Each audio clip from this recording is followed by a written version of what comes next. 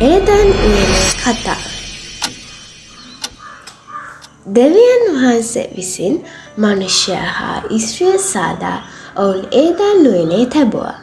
Eden උයන සමාදානයෙන් සුන්දරත්වයෙන් සහ දෙවියන් වහන්සේගේ අභිමුඛයෙන් පිරී තිබුණු සම්පූර්ණ ස්ථානය.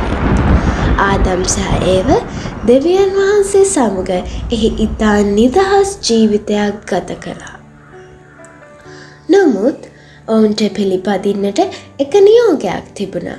උයනේ මැද ඇති ගසෙන් පළතුරු අල්ලන්ටවත් රස බලන්ටවත් එපා කියා දෙවියන් වහන්සේ ඔවුන්ට අණ කළා. සියල්ල යහපත් සම්පූර්ණව හා අලංකාරව තිබුණා. නමුත් එක තෝරා ගැනීමක් එක ක්‍රියාවක් මේ සියල්ල වෙනස් කළා. උයනේ සිටි සත්වයන් අතරින් සර්පයා ඉතාමත් කපටි වූ සත්වයෙක් විය. එක් දිනක සර්පයා ස්ත්‍රියට කතා කරමින් මෙසේ ඇසුවා. දෙවියන් වහන්සේ මේ උයනේ තියෙන සියලුම ගස් වලින් කන්න තහනම් කළාද? ස්ත්‍රිය පිළිතුරු දී මෙසේ කීවා. අපිට උයනේ තියෙන ගස් වලින් කන්න පුළුවන්. නමුත් උයනේ මැද තියෙන ගසෙන් කන්නත් ඒක අල්ලන්නත් දෙවියන් වහන්සේ තහනම් කළා. ඒක කෑවොත් අපි මැරෙනවා කියලා අපට කිව්වා. එවිට සර්පයා ඇත්තටම ඒ ගසින් කෑවොත් මැරෙන්නේ නැහැ. ඒ ගසින් කෑවොත් ඇස් විවෘත වෙනවා.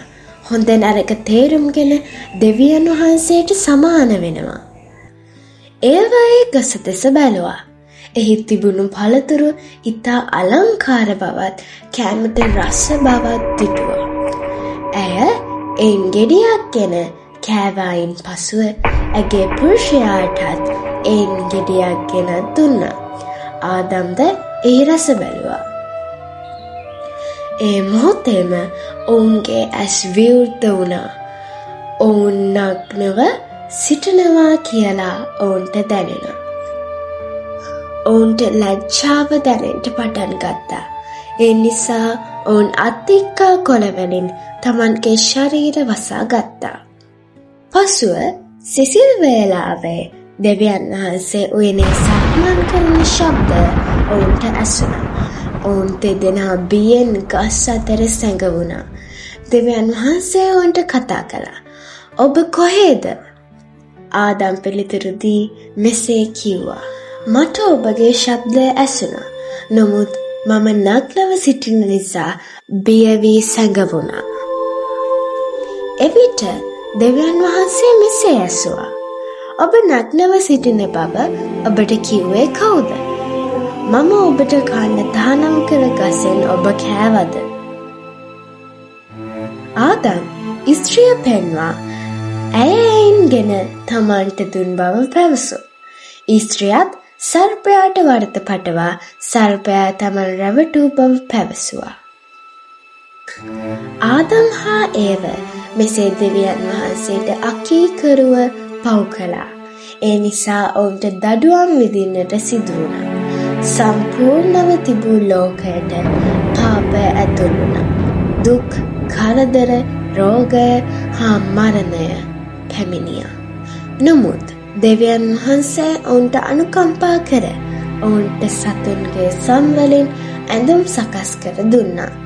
අවසානයේ ඔවුන් ඒදන් උයනෙන් පිටතට යවා උයනේ දොරටුව ආරක්ෂා කිරීමට දූතයන් තැබුවා.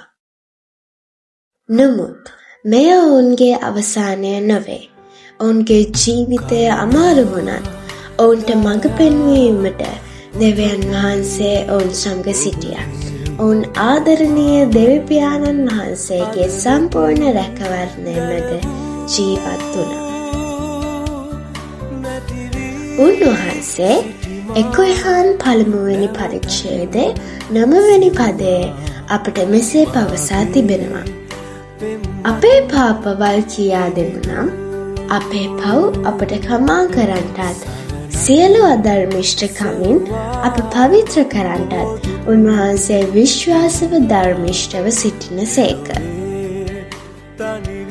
ආදම්සා ඒව පව් කළා වගේම අපිත් උන්වහන්සේට අකීකර වෙලා පව් කරනවා. ඒත් අපේ දෙවියන් වහන්සේ සමාව දෙන ආදරණීය දෙවියන් වහන්සේ. උන්වහන්සේ අප සෑම කෙනෙකුටම උන්වහන්සේ වෙතට නැවත හැරී එන්නට හා අපගේ පාපවලට සමාව ඉල්ලා සිටින්නට අවස්ථාවක් ලබා දී තිබෙනවා. උන්වහන්සේගේ ප්‍රේමය හා දයාව වෙනුවෙන් අපි උන්වහන්සේට ස්තුති කරමු. ඒ වගේම උන්වහන්සේ අපට සමාව දෙන දෙවියන් වහන්සේ නිසා අපි ස්තුතිවන්ත වෙමු.